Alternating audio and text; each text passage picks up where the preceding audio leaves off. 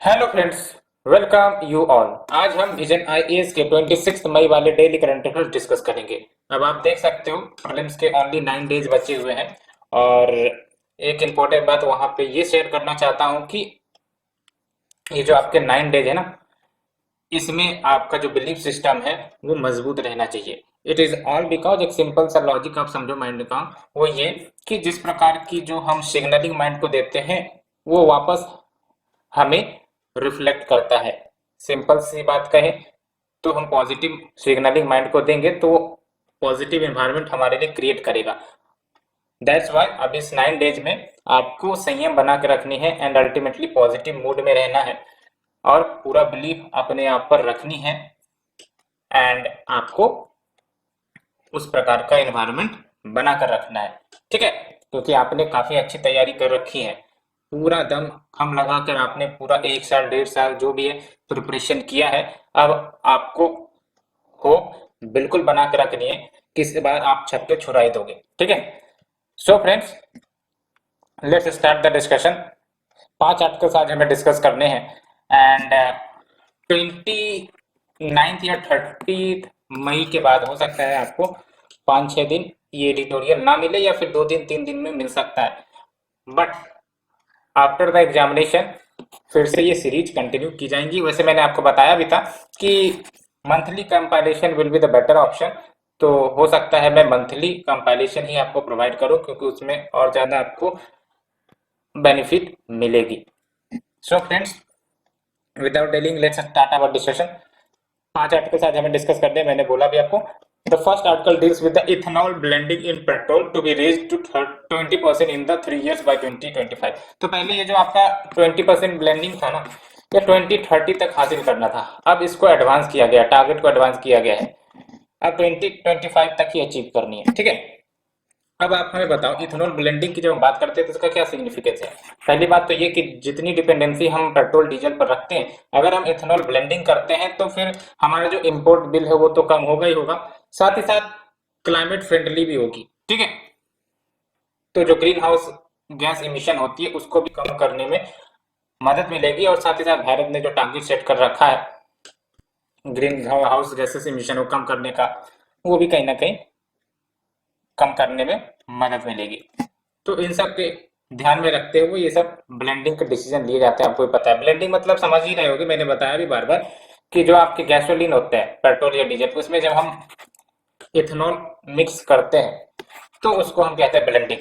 और अगर हम बात करें E20, ठीक है, E20 तो इसका मतलब क्या हुआ, अगर 100% आपका मिक्सचर है तो उसमें 20% आपका इथेनॉल होगा और 80% आपका क्या होगा, गैसोलीन होगा, पेट्रोल होगा, ठीक है। तो ये आपका बेसिक कंसेप्ट है। But let's move to the syllabus first. When we talk about the syllabus तो आप देख लो, सिलेबस आपका एनर्जी इंफ्रास्ट्रक्चर इसमें आपका जाएगा, ठीक है। तो यूनियन कैबिनेट ने अप्रूव किया है certain amendments to the national policy on biofuels 2018। ये इंपॉर्टेंट है, यहाँ पर दिया भी गया है, वो विल डिस्कस दैट। और इसके माध्यम से जो टारगेट ईयर्स है उसको एडवांस की गई है, जिसके तहत अब जो फ्यूल कंपनीज है उनको ethanol percentage in the petrol 20% raise करने पड़ेंगे। पहले ये 2030 था, अब ये 2025 तक ही अचीव करने हैं। और इंडिया ने ऑलरेडी E10 का टारगेट अचीव कर लिया है। आप देख सकते हो 9.99% इथेनॉल ब्लेंडिंग की जो टारगेट है वो मई 2020 तक अचीव कर ली गई है। लेकिन जो 10% है जिसको मैंने E10 भी बोला है, तो ये जो फाइनेंशियल ईयर एंड होगा 2022 वाला, उसमें ये टारगेट अचीव कर ली जाएगी। इथेनॉल ब्लेंडिंग पेट्रोल क्या है हमने ये डिस्कस कर लिया है।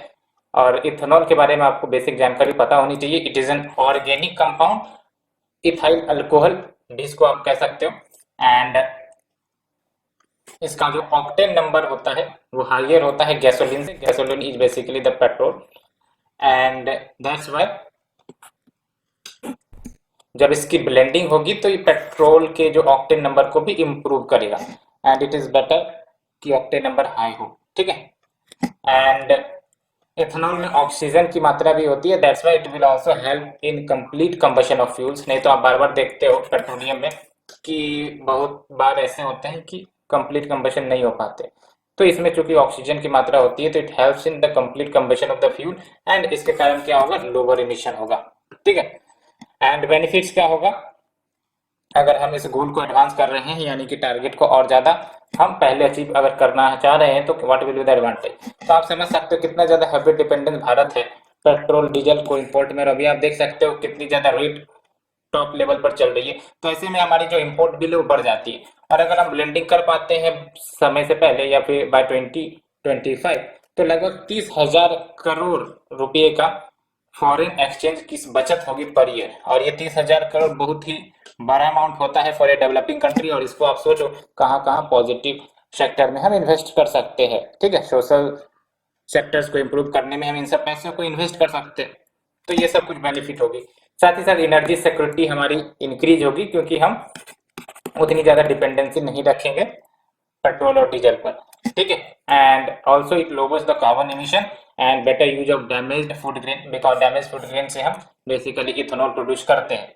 ठीक है, एंड फार्मर की इनकम की भी बढ़ोतरी होगी, बिकॉज ये इथेनॉल आपको ऑर्गेनिक प्रोडक्ट है। और जैसे शुगर कैन की बात कर ले, तो शुगर कैन का जो आपका बाय प्रोडक्ट है ना, उससे भी आपकी इथेनॉल एक्सट्रैक्ट की जाती है।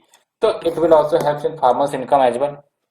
बट कंसर्न ये है कि अब आप समझो कि अगर मैं ब्लेंडिंग कर रहा हूँ, तब उसके लिए इंजन भी तो उस टाइप का बनाना होगा।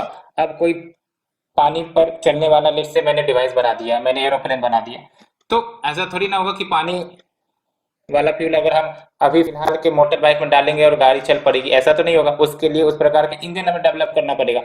तो वही बात यहाँ पर भी कंसर्न है कि अगर 10% ब्लेंडिंग पेट्रोल की जाती है, तो इसमें कोई इंजन में मेजर चेंजेस करने की जरूरत नहीं होगी। लेकिन अगर 20% ब्लेंडिंग करेंगे, तो हमें कुछ और ज्यादा चेंजेस करने की जरूरत पड़ेगी, और it will drive up the prices of the vehicles. Because changes करेंगे तो इसका मतलब एक्स्ट्रा खर्चा, and when there is extra खर्चा, तो जाहिर सी बात है जो कॉस्ट है व्हीकल्स की, प्राइसेस है व्हीकल्स की, वो बढ़ जाएंगी। ठीक है, एंड देख लो आप, more land needs to be diverted for water intensive crop such as sugar cane, because ethanol blending में जो इथेनॉल है वो शुगर केन या फिर अन्य जो आपके एग्रीकल्चर प्रोडक्ट्स है उससे भी एक्सट्रैक्ट की जाते हैं। तो मोर लैंड हो सकता है डाइवर्ट कर दिए जाए वाटर इंटेंसिव क्रॉप्स जैसे शुगर केन के लिए, और ये actual reduction in the emission को कम कर सकता है। ठीक है, यहाँ पर आपको बात समझ में आई।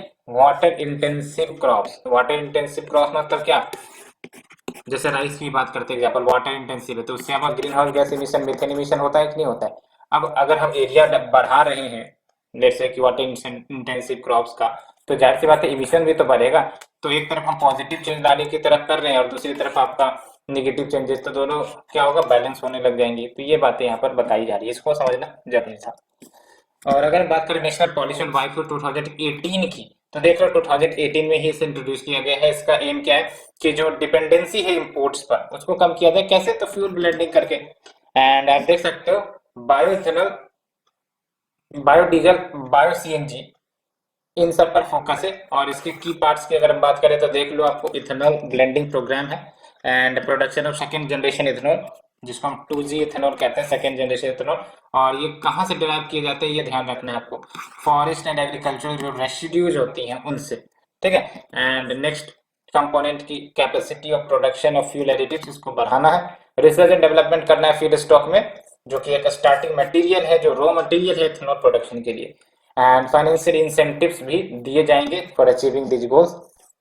एंड ये देख लो जो पॉलिसी आपका इट ऑल्सो अलाउज कि अगर एक्सेस राइस या फिर डैमेज फूड ग्रेन्स है, तो उसको भी फीड स्टॉक के रूप में यूज किया जा सकता है फॉर द एथेनॉल प्रोडक्शन।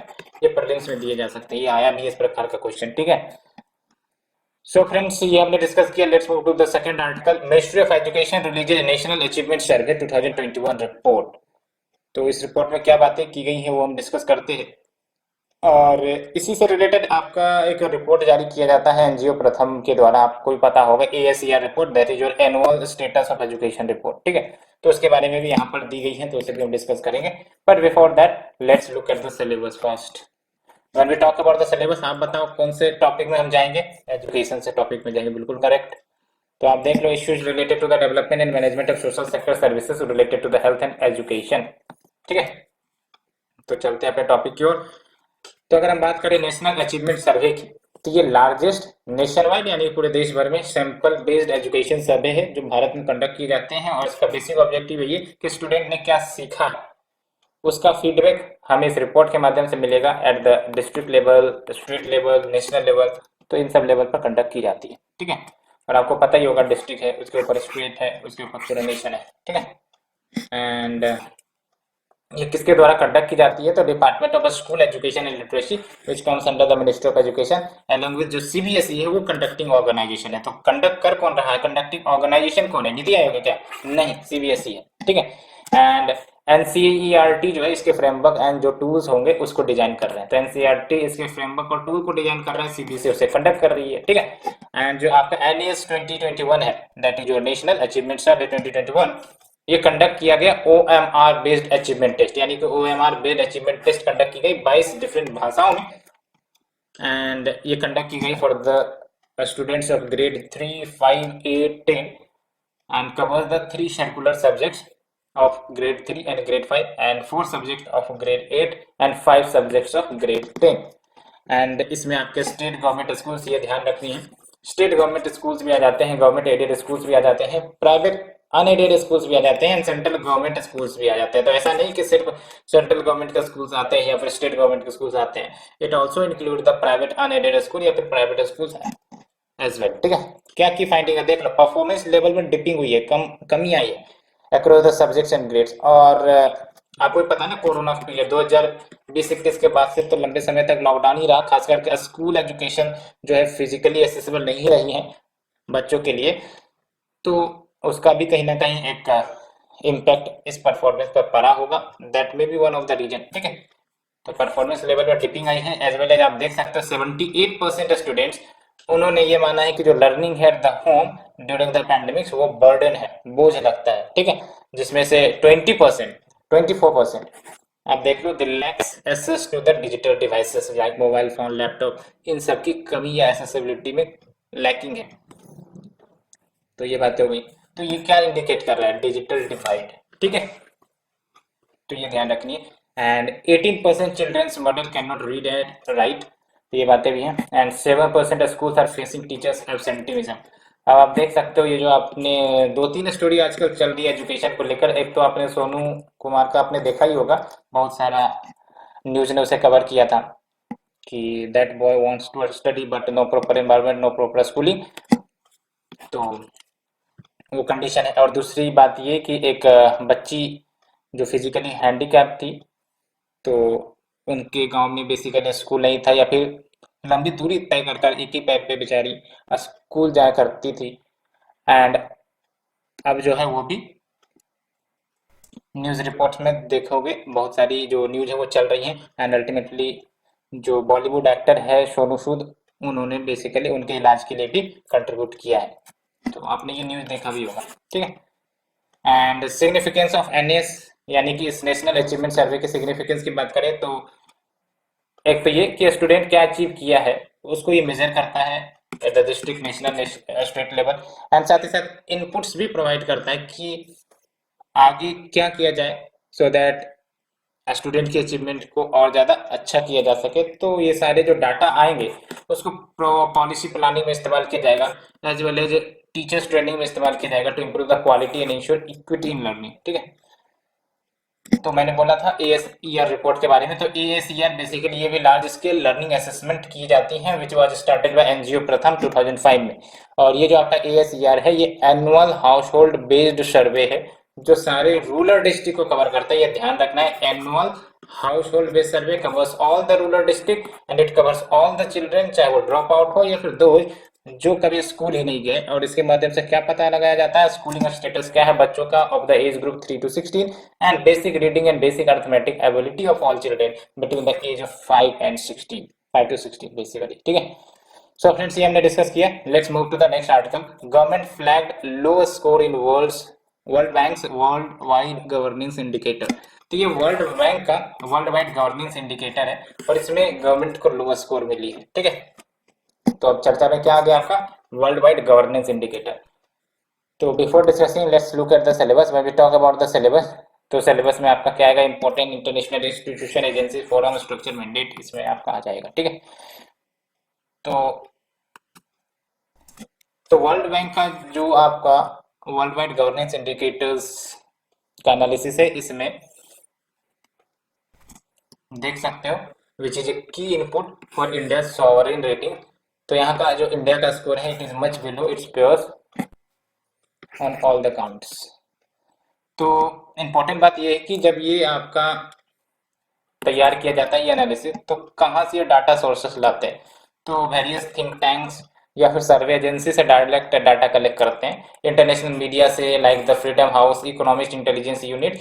तो आप देख सकते हो, डायरेक्ट आपका कोई ऑफिशियल डाटा या गवर्नमेंट डाटा यहाँ इस्तेमाल नहीं किए जा रहे हैं। Basically it is based on the data that of think tanks या फिर जो भी आपके मीडिया सब है, उन सब के डाटा ये कलेक्ट करके ये रिपोर्ट या एनालिसिस तैयार करते हैं। तो इसके कारण हो सकता है कि ये जो आपका सॉवरेन रेटिंग है वो डाउनग्रेड हुआ है, ठीक है। एंड ये जो आपका वर्ल्ड वाइड गवर्नेंस इंडिकेटर्स है, तो ये जो आपका रिपोर्ट है ये basically aggregate and individual governance indicators को रिपोर्ट करता है लगभग 200 कंट्रीज के as well as territories over the period of 1996 to 2000। समझ रहे हो ना, गवर्नेंस मतलब गवर्नेंस परफॉर्मेंस कैसी है।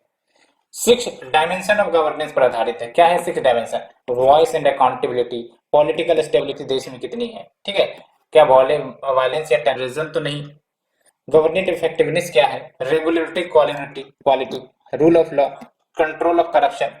तो ये 6 डायमेंशन पर बेसिकली ये रिपोर्ट तैयार करती है, ठीक है। लेकिन बात वही है कि जो परफॉर्मेंस डाउन करके दिखाई गई है as compare to our neighbouring nation, तो सवाल खड़े करता है, ठीक है। और ऐसा ये नहीं कि सिर्फ वर्ल्ड बैंक की इस रिपोर्ट ने डाउनग्रेड करके दिखाई है, ऐसे बहुत सारे एजेंसीज हैं जहां पर हमारी जो रेटिंग्स है वो डाउनग्रेड करके ही दिखाई जाती हैं। जैसे आप देख लो, ग्लोबल हंगर इंडेक्स में ही बहुत ही खराब परफॉर्मेंस दिखता है हमें, ठीक है। तो आरोप या फिर यूं कह सकते हो, कहा जाता है कि डब्ल्यूएचओ की जो मेथड, जैसे एग्जांपल यहाँ पर आप देख लो, कोविड-19 मोर्टेलिटी, जब डब्ल्यूएचओ ने रिलीज किया था रिपोर्ट, तो बोला गया था कि भारत में काफी ज्यादा मोर्टेलिटीज हुई। तो वहां पर डब्ल्यूएचओ की मेथडोलॉजी में गड़बड़ी हो सकती है। या फिर इकोनॉमिक इंटेलिजेंस यूनिट ने दिखाया कि इंडिया का जो रैंक है वो आपका देख लो 27, जो आपका 2014 में था वो आपका 51 हो गया 2019 में। या फिर ग्लोबल हंगर इंडेक्स जिसकी बात हमने की, जो कहीं ना कहीं भारत को 101st पोजीशन देता है आउट ऑफ 116 कंट्री। तो मेथडोलॉजी पर भी तो सवाल खड़े हो सकते हैं, क्योंकि आप समझो, डायरेक्ट जनता से तो ये इन्फॉर्मेशन या डाटा नहीं कलेक्ट कर रही है, वो बेसिकली ऑलरेडी किसी एनजीओ या फिर पार्टिकुलर कोई ऑर्गेनाइजेशन है उन सबसे डाटा कलेक्ट कर रही होगी। और इनके जो इंडिकेटर्स होते हैं या फिर मेथडोलॉजी हो सकते हैं, इसमें हो सकता है किसी एक सेक्टर को ओवर वेटेज दे दे, है ना, इनअप्रोप्रिएट स्टैटिस्टिकल या फिर मैथमेटिकल मॉडल्स हो, या फिर जो हम पास्ट के परफॉर्मेंस को कंपेयर कर रहे हैं किसी देश का, उसमें जो सिग्निफिकेंट इंफॉर्मेशन हमें चाहिए वो ना हो, या फिर हम सब्जेक्टिव अप्रोच यूज कर रहे हैं to quantify other objective measure. तो ये सब कुछ गड़बड़ियां हो सकती है, जिसके कारण हमारा जो रेटिंग है वो डाउनग्रेड हो सकता है, ठीक है। ये बातें निकल कर आई। सो फ्रेंड्स, ये हमने डिस्कस किया। Let's move to the next article. All the recommendations of the GST council are not binding on the union and state.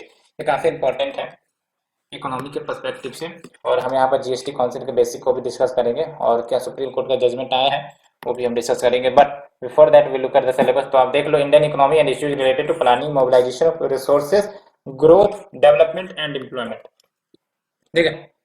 तो सुप्रीम कोर्ट ने अभी हाल ही में डिफाइन किया है कि जो जीएसटी काउंसिल है या फिर सेंटर है या फिर जो स्टेट्स है, उनके क्या रोल्स हैं, फंक्शंस हैं इन द जीएसटी रेजिम, ठीक है। तो क्या कुछ बातें इन्होंने कहा है, तो सुप्रीम कोर्ट का judgement and on the GST framework. तो देख लो, पहली बात तो ये कि पार्लियामेंट है एंड स्टेट लेजिस्लेचर, दोनों के पास साइमल्टेनियस पावर है कि वो जीएसटी पर लेजिस्लेट कर सकती है, ठीक है, ये ध्यान रखनी है। एंड जो आपका आर्टिकल 246 ए है, और आर्टिकल 246 ए है क्या, तो बेसिकली पावर देती है to make the laws with respect to the GST.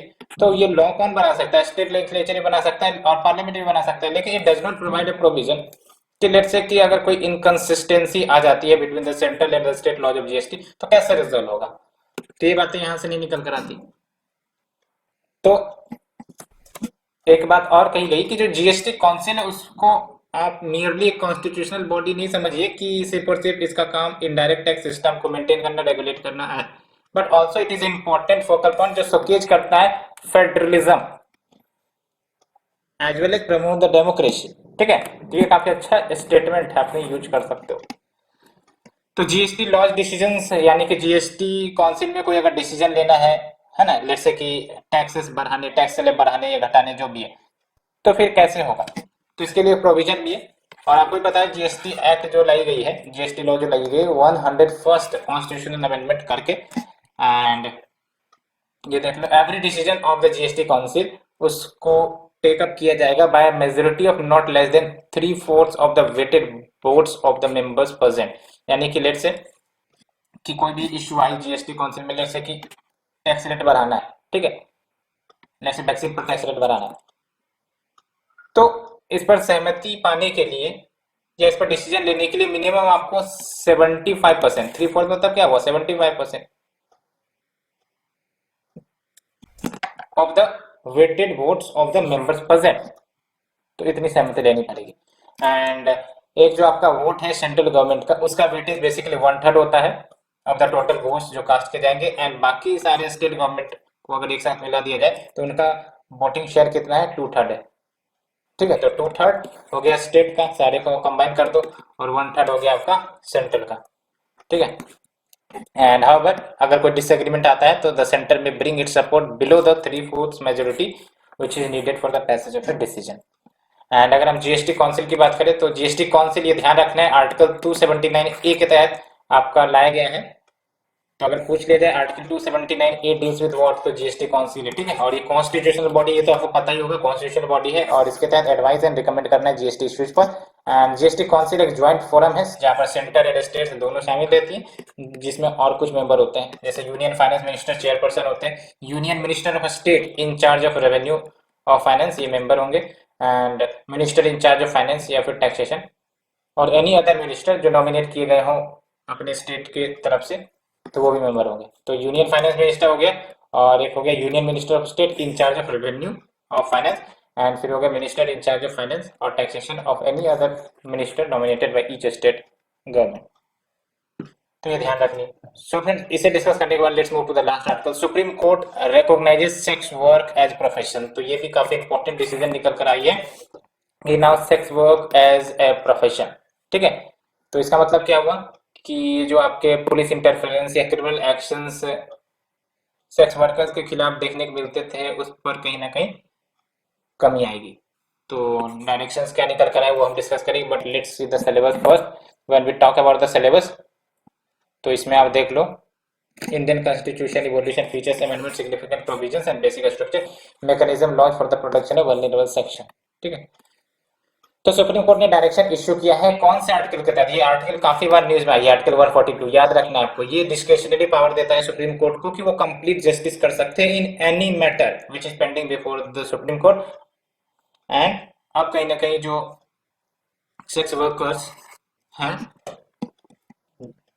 Leave with dignity कर सकते हैं फॉर द आर्टिकल 21। तो आपको पता है ना, right to life means right to live with dignity, ये भी होती है। तो they can live with dignity as per the article 21 because it has been recognised as profession. तो डायरेक्शन फ्रॉम सुप्रीम कोर्ट की अगर हम बात करें तो देख लो, नो पुलिस इंटरफेरेंस और criminal action against the adult and consenting sex workers. And साथ ही साथ मदर से चाइल्ड का सेपरेशन नहीं किया जा सकता मेयरली ऑन द ग्राउंड किसी जस्ट सेक्स ट्रेड से is involve in sex trade. And media should not publish their pictures और रिवील देयर आइडेंटिटी, उनके पिक्चर्स या फिर आइडेंटिटी को रिवील नहीं करेगी media while reporting the rescue operations. And centre and states को involve करना पड़ेगा सेक्स वर्कर्स या फिर उनके रिप्रेजेंटेटिव्स को, अगर कोई लॉ लाना चाहती है या फिर रिफॉर्म करना चाहती है। एंड यूआईडीएआई यानी कि जो आपका unique identification authority of India है, ये आधार कार्ड प्रोवाइड करेंगे to the sex workers even कि if they are not able to give the residence as a proof. और ये इश्यू कौन करेगा, by the national AIDS control organisation और the state health department. तो क्या प्रॉब्लम फेस की जाती है सेक्स वर्कर्स के द्वारा, तो देख लो, वायलेंस, क्रिमिनलाइजेशन, मार्जिनलाइजेशन और हायर रिस्क होता है एचआईवी को फेस करने का। एंड लीगल प्रोविजंस क्या है सेक्स वर्क का इंडिया में, तो देख लो, आईपीसी के तहत वॉलंटरी सेक्स वर्क या फिर प्रोस्टिट्यूशन जिसको हम कहते हैं, तो उसको इलीगल नहीं माना जाता है, लेकिन अगर pimping, owning and running a brothel वो अनलॉफुल होगा under the immoral trafficking prevention act 1946। Other initiative जो लिए गए सेक्स वर्कर के लिए देख ले तो रिसेटलमेंट स्कीम है for the sex worker and Ujjwala scheme है for prevention rescue rehabilitation reintegration and repatriation of sex worker and we are the national network of sex worker. तो ये फ्रेंड्स हमने सारे आर्टिकल डिस्कस किए, होप यू अंडरस्टूड। एंड आज के लिए इतना ही friends, thank you very much for the discussion.